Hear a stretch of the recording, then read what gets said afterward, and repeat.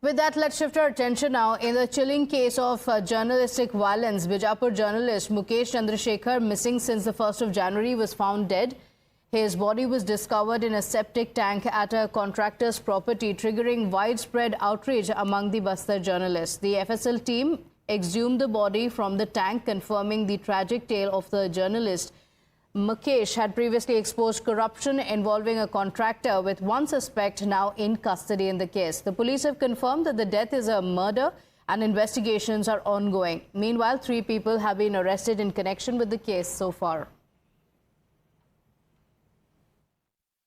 शाम से वो कहीं लापता है और सुबह उनको घर वालों को पता चला कि वो घर में नहीं है। 7:30 बजे से हमने लगातार उनको ढूंढने का प्रयास किया और जितने भी हमारे टेक्निकल और ह्यूमन एंड से हमने उनको ढूंढने का प्रयास किया। और आज शाम करीब 5 बजे हमने जब ये जो टैंक था उसको तोड़ा तो उसमें से उनकी एक हमें शव बरामद हुआ, जिसकी अभी शिनाख्ती कार्यवाही चल रही है, जिसमें प्राइमा फेसी ये लग रहा है कि ये शव मुकेश चंद्राकर जी का है। और जो जितने भी जो इसमें संदेही हैं उनसे ही पूछताछ की जाएगी और बहुत ही जल्द इसमें हम जो लोग इसमें इन्वॉल्व हैं उनको निकालेंगे और किसी भी व्यक्ति को हम नहीं छोड़ेंगे जो इस चीज में इन्वॉल्व है।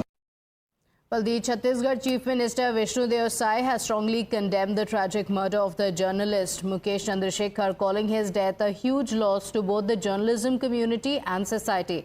The Chief Minister assured that the government would take strict action against those responsible for the crime, pledging severe punishment for the culprits.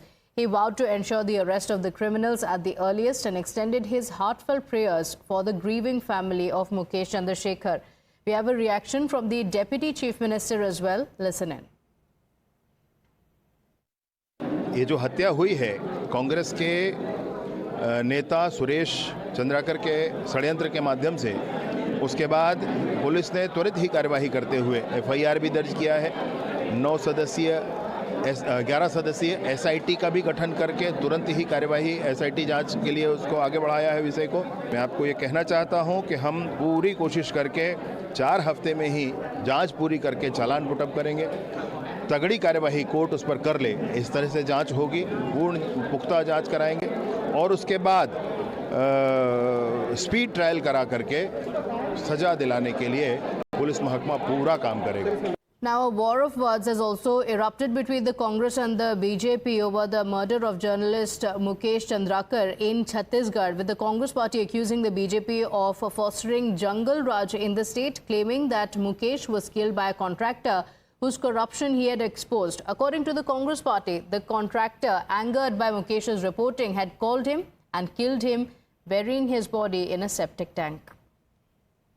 बिल्कुल दुखद घटना है, क्योंकि मुकेश चंद्राकर बहुत ही युवा, ऊर्जावान और सक्रिय पत्रकार रहा और हम लोग के साथ भी, मेरे साथ भी बहुत अच्छा संबंध था। रही बात संबंध, वो ठेकेदार है और एक उद्यमी है, सामाजिक कार्यकर्ता है, ना कि हमारा कांग्रेस का कोई पदाधिकारी है।